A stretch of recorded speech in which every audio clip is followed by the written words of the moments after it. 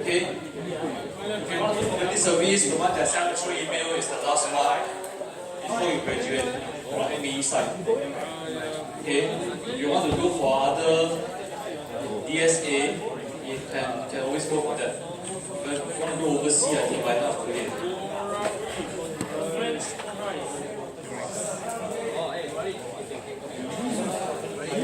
We'll try to log in now.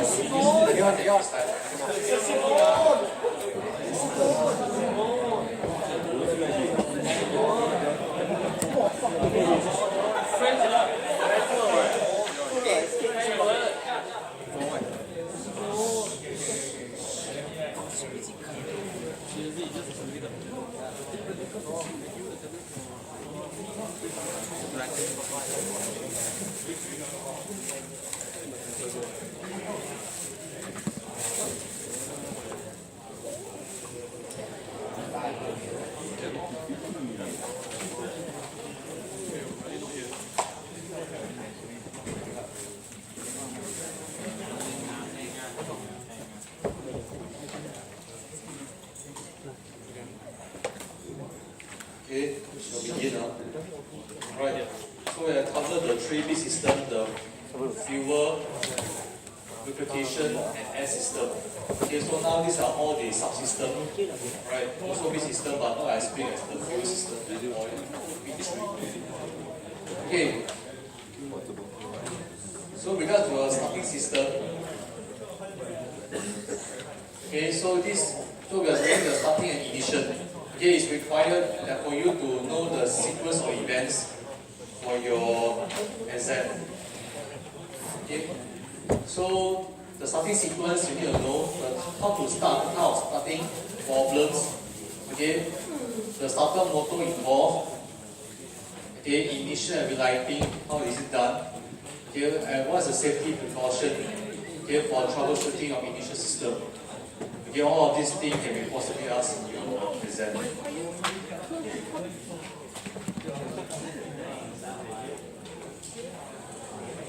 I'm not sure whether have you ever wondered how is the engine started?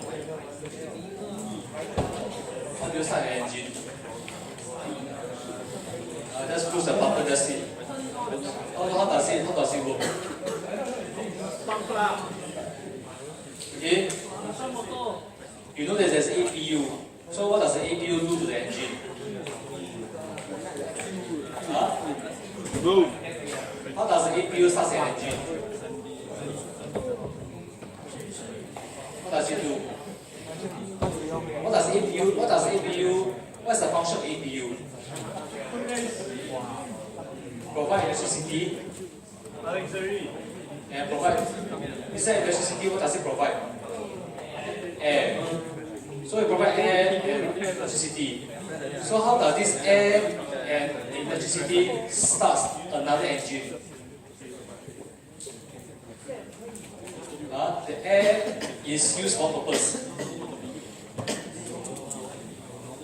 Have you ever wondered? For the army, you always see that. Have you ever wondered? So have you ever wondered how does this air from the APU start a main engine? So how does it? What do you think? How it start? Huh? What? Yeah, APU air. How does APU air start an engine?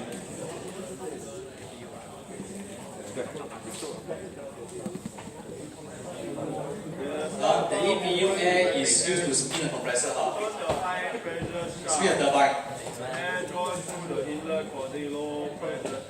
Okay, I got several answers. Some of you say spins the starter motor. Some of you say spin the turbine. Okay, the answer is the APU air is used to spin the starter motor. And what's this question is, how does the starter motor start the engine? How does the starter motor start an engine? Let me a wild guess. We don't know. Here. So how does a starter motor start an engine? It spins the shaft. it spins what shaft? The N2 shaft. Okay, yes, it spins the HP shaft. Okay, high pressure shaft. Yeah, some of you guys have went to Pratt & Whitney, have went to Taiwan. You have to put your knowledge to good use. So the knowledge have to travel with you to Singapore. No, not keep in Taiwan and China. That's it already. After this, the knowledge they keep there. After come back Singapore, fresh new brain again. Don't know anything.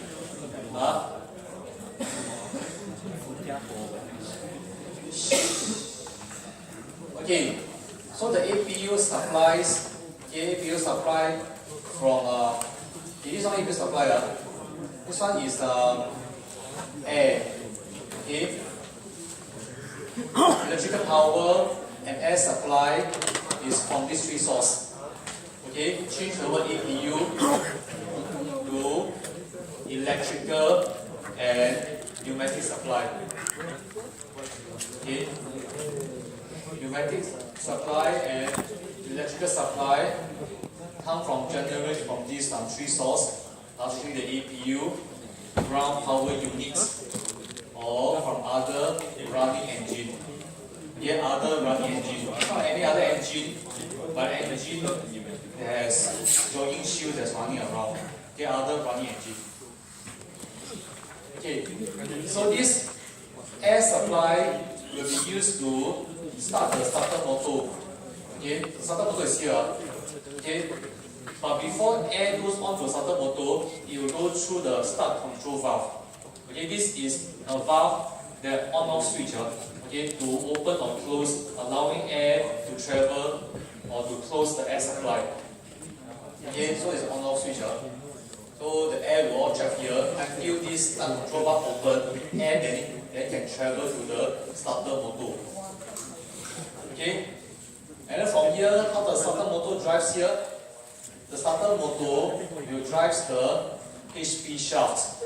Any idea why starter motor drive HP shaft and not IP or LP shaft? Why they choose HP? Because it's on ground.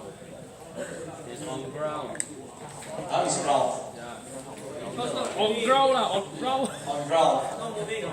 Because two can drive the fan. Not moving. You mean the LP shaft, IP shaft, they are also the same thing, but they're also not moving. When the thing moving, When Yes, HP shaft is smaller, better inertia, okay, then lighter. Okay, therefore HP shaft is used to turn. Okay, so once the HP shaft turn already, okay, it means it will start spinning and then more and more shaft will start to spin. Okay, so the starter motor itself is used to spin the HP shaft. But besides spinning HP shaft, right, effectively it also spins the accessory gearbox together with it. Okay, your accessory gear drives. Okay, so after that, right, there is once you hit a certain RPM, N2 RPM, okay, then you possibly will have the igniter plug. Okay, igniter plug will kind of start the spark. Okay, once the spark is being started, right, okay, so there's air, there's fire, so this thing is to throw in fuel, then there will be ignition. Alright, so this igniter plug will gain its power from the ignition unit or the igniter box or the exciter box, same thing. Ignition unit, exciter box, ignition, whichever is called. Okay, and then in between the cable, what's the cable called? I think we talked about this last lesson. What's the name of the cable? Lead. Ignition lead. Okay, so that's the cable that connect the high power to here. I thought that I remember to tell you guys to remember a total number. 22. What is the total number? 69. 22, right? 22 unit. 69. 22 kV, kilovolts. Okay, 22 kilovolts. Okay, transfer of power from the ignition unit to the igniter plug. Okay, so all these things are being controlled, okay, by the EC. The EC will reflect to the ECAM system. The ECAM is the indicator system. United Park to what? Alright, so this is the loop of a starter control valve. Nothing much, it does have an open, closed valve. okay, open or close, so you can over here. You can do a manual override as well. Okay, just in case you're not too sure whether is it working or not, you can do a manual override for troubleshooting purpose. Okay, so the accessory drive shaft is also connected with the H2 shaft. Okay, so if the H2 shaft is start to spin, right, the accessory drive box is also started to spin. To start a fan engine, 4 subsystems you need to start. We will start simultaneously. Okay, there's air supply. Okay, through the N2 shaft. Okay, more and more air supply will goes into the engine, and then fuel supply. Okay, so through the fuel system, oil supply will also start to rise, and then ignition supply. Okay, all of these are controlled by the EEC. The starting sequence is required until engine has reached a self-sustaining speed. Okay, generally after that, okay, it is controlled by your FCU, and the EEC will take over once you reach a self-sustaining speed.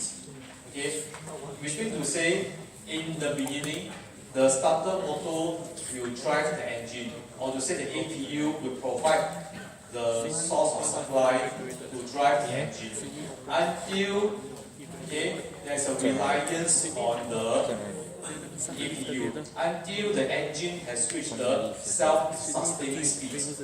Okay, so you need to know, how do you know whether it is self-sustaining or not? Okay, so that will be the question later on. Okay, so once you reach the self-sustaining speed, right, which means to say the engine is now independent, and then the engine will not need any starter motor or the APU. So the APU and starter motor is considered redundant at the stage when the engine has reached the self-sustaining speed. Okay. Starter drives the accessory gearbox, which in turn drives the HP shaft and other pumps simultaneously. Okay, the accessory gearbox will drive a lot of things.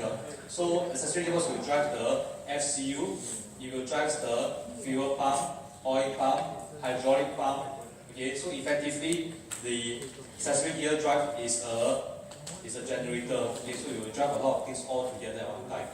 Okay, this also includes the IDG, integrated drive gearbox, which is the electrical generator in layman term.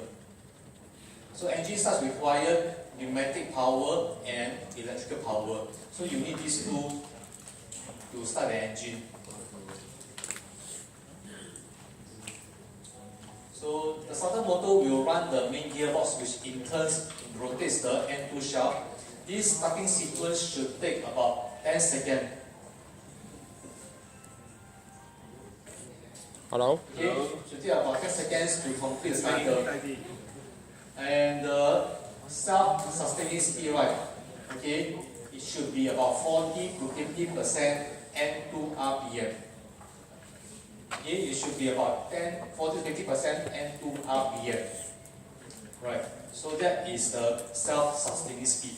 So this is a golden number you should have to remember. How many R's in your MCQ? Okay, so what is the speed at which the engine reaches self-sustaining speed? It is when the N2 RPM reaches 40 to 50% RPM. Okay, if the engine is not assisted to the correct speed, right? Okay, it means after for some time, the engine is not able to reach that 50% or 40%. It is fluctuating below 40%. It's trying to go up, but cannot go up. Okay, this is what we call the hung start. Okay, hung start. Or to say, some people call it the forced start. Okay, which means to say the engine is not, okay, the starting sequence is not powerful enough to start an engine. Okay, there is something wrong elsewhere. Okay, so this could be an issue. This could be an issue due to not enough power, okay, from your APU, or is that your starter motor spoiled, not able to drive the N2 shaft properly, or even to say that the start valve is maybe stuck open or closed halfway. Okay, if the start valve is closed halfway, right, which means to say only 50% of the air that comes from the APU is driving the starter motor. Okay, so this scenario can be possibly happen. Okay, so there are many reasons to why there is a harm start.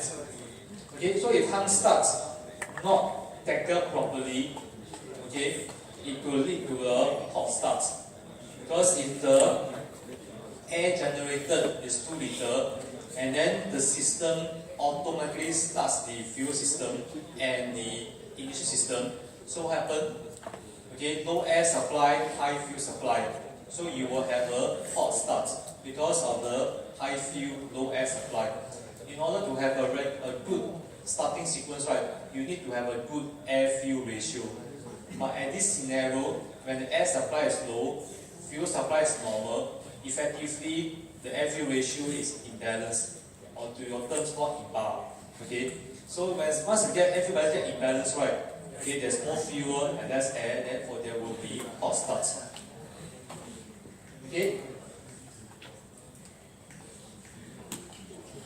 So a gas turbine engine ignition should be capable of ignition a very lean mixture, okay, with the temperature that's relatively low, of which the rushes back to the ignition plug at high speeds. So it's effectively trying to say that any conditions you should be able to ignite. Okay, provide in-flight relighting in the event of flame out. So flame out, you know that there's no fire. So effectively, this one is more towards during mid-flight.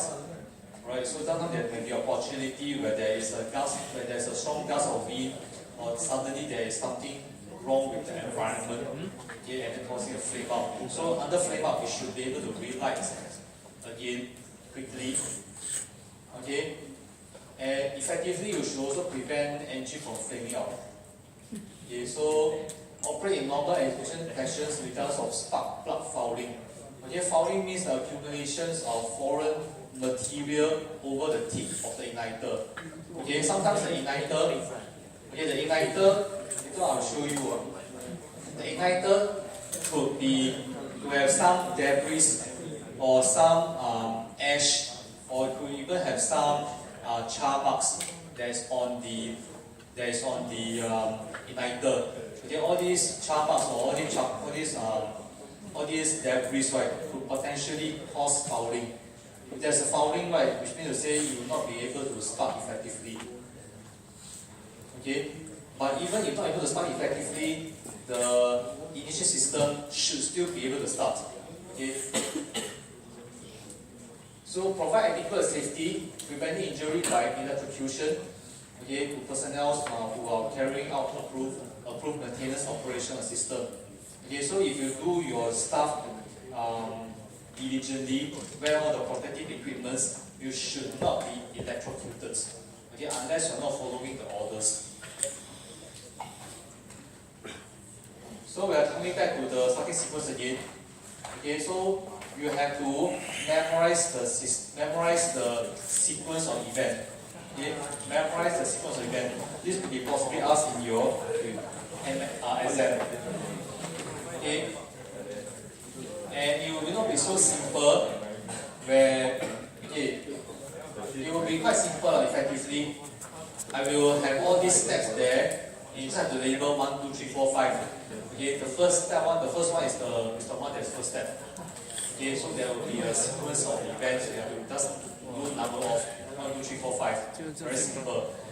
Okay, but it is not so simple as in I will put in the percentage number there. Okay, percentage number will not be placed in the questions. Okay, with percentage number, everybody also know that this is a sequence. Okay, so percentage number will be taken out.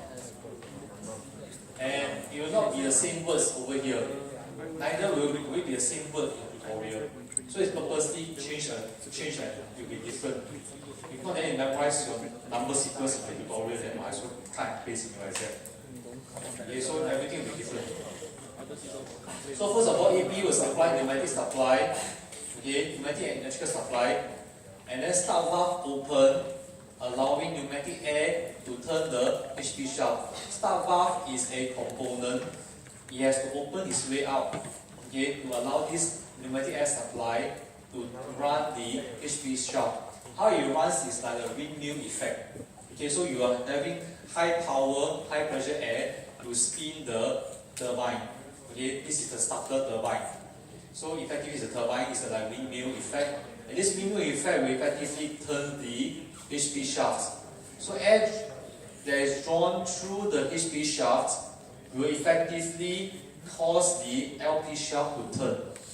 Okay, once air goes in, LP shaft will also turn. Okay, in effect. And approximately about 15% N2 RPM, ignition will start to happen. Okay, effectively it's only like 2 to 3 seconds only. Okay, even before off ignition will start. Okay, so 20 to 25% N2 RPM. Okay, the fuel will start to spray into the combustion chamber. Okay, so remember, starter motor first, followed by air goes in. After air goes in already, ignition. Ignition finish already, fuel will come in. Okay, and then there's a combustion taking place already. Okay, so when combustion takes place, right, you should be able to see that your oil pressure, your RPM, and your fuel pressure, everything will all start to rise. Okay, progressively. Everything should start to rise progressively. And you are supposed to monitor the progress. Okay, making sure that it is safe. Okay, everything is well taken off. Okay, so sometimes when during starting phase, right, people like you and me have to sit inside cockpit. Maybe not inside cockpit, but have to stand inside cockpit. Okay, to see the starting sequence, whether it's okay or not okay. After the starting sequence is done already, you can go. Alright, so if starting sequence is not okay, then pilot will ask you some golden questions. Why is wrong? This is I don't know. That is why I give you examinations. Okay? Your examinations you have time to think. 2 hours to think. But over there you don't have 2 hours, you have 2 minutes to think only. Okay? So you are expected to give an answer. Okay, so that is the stress part. Okay? So if you want to stress part, right, then you will be the stressor. You'll be the pilot and stress your engineer. Hey, why? Yeah. Okay, but of course, as a pilot, you should know your staff well. Even if your engineer do not know the answer, you should know the answer. Pilot engineers are equally trained, but of course engineers are trained into more depths. But you should know that what is the answer. And it is for the engineers to go and go deep into analyze what is actually wrong. But you should know at the back of mind, there are a few things that could be possible that could possibly go wrong. Okay? Yeah, so that's the thing. Definitely engineers will know more than what the pilot know. But if you know less than what the pilot know, something must be wrong with you. Okay, it's time to change your new career. Yeah, like me, come here. Okay? Alright.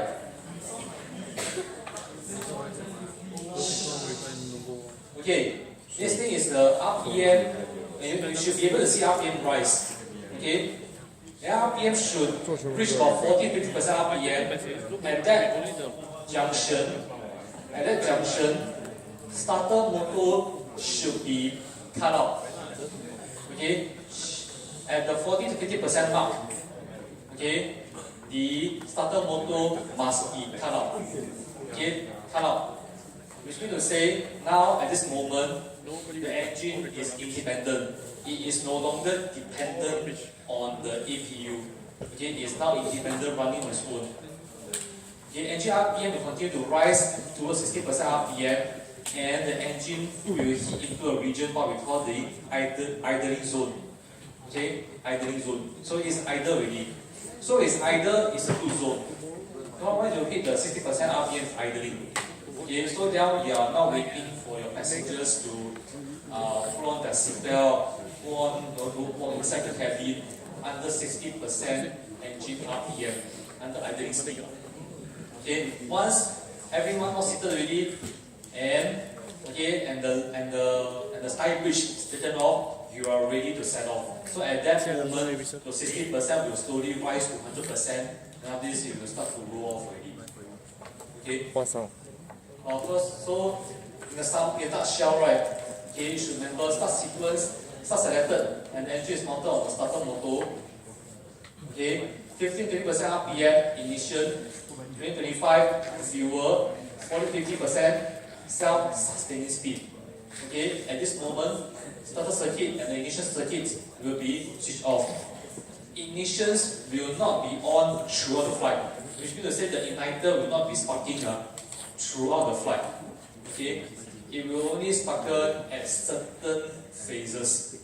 Okay, like for example, during the starting part and during the acceleration part, during the climbing and during deceleration, descending parts, ascending, descending, okay, and also under special circumstances where there is a turbulence or there is something happens to the environment, okay, the igniter will start.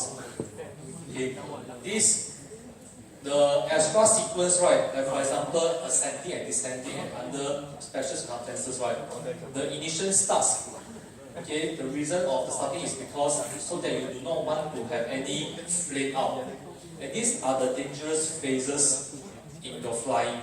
If it flame out when you do climbing, okay, rest assured that you will possibly die. Okay, so you will go up and after this, once you close your engine, you will possibly descend, and then you will just ditch.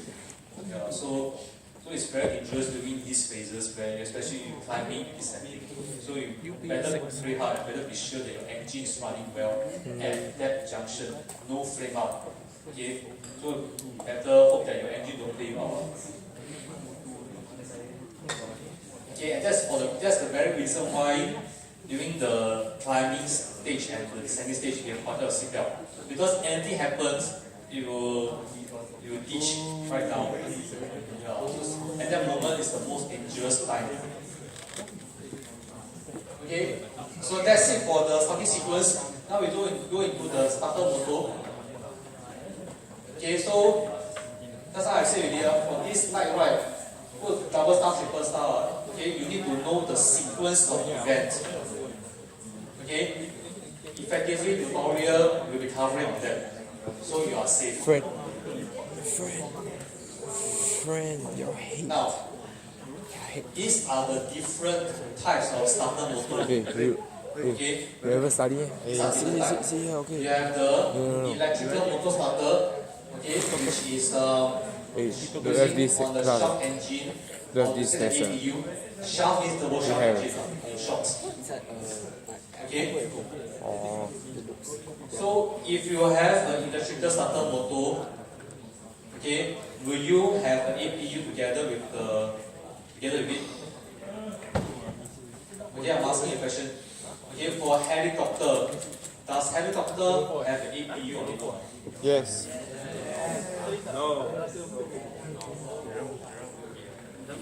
Okay, very few helicopters will have APU, very few. Unless you're talking about the bigger Very type, few ah, which is the Chinook. Obama Chinook, ini. the one double propeller one. I mean, all helicopters double propeller. This double propeller is the big one. Two big propeller. If you his friend I tell So these two you, big you will die propellers, like me. one go clockwise, the other one counterclockwise. Okay, for that one, then it has APU. But for most of the helicopters, there is no APU. So if no APU, how does the engine starts?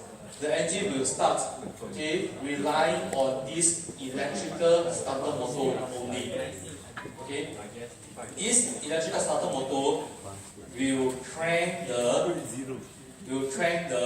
HP shaft. Okay, this starter motor will crank the HP shaft not by using pneumatic air, but by using electrical motor to spin. Okay, to spin the shaft. Okay, instead of using air to blow at the shaft, okay, now you are using spinning power to spin the shaft. Okay, so for shaft engine and APU, they do not have any APU. Okay, especially APU. They do not have a mini APU to start a bigger APU. Don't have one.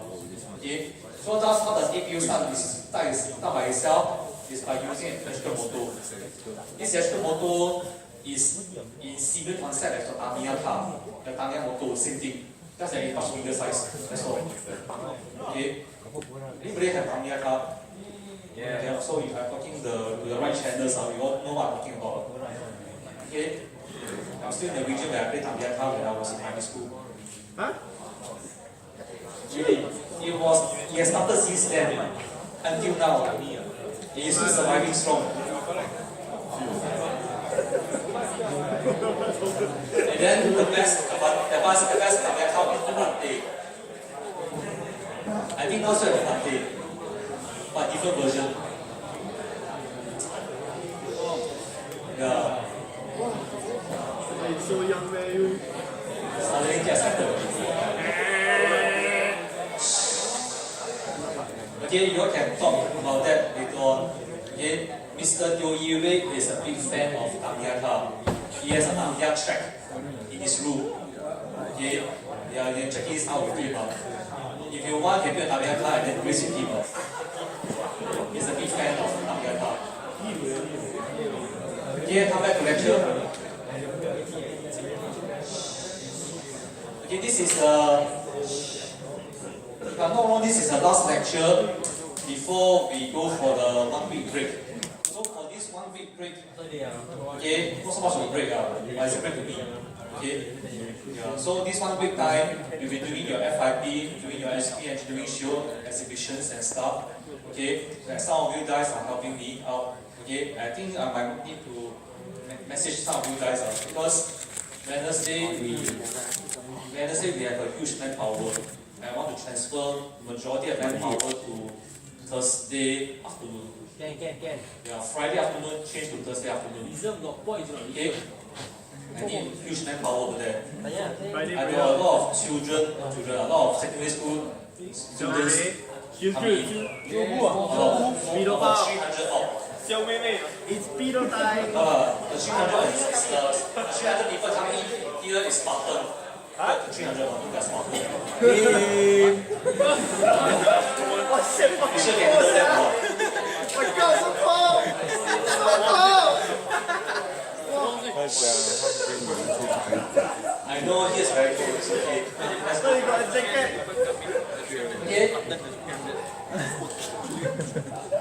Back to here again. Okay. Air turbine starter. Air turbine starter is used for most of the turbofan engine. Air turbine starter has to work. What's so funny, Simon? Yeah? Okay.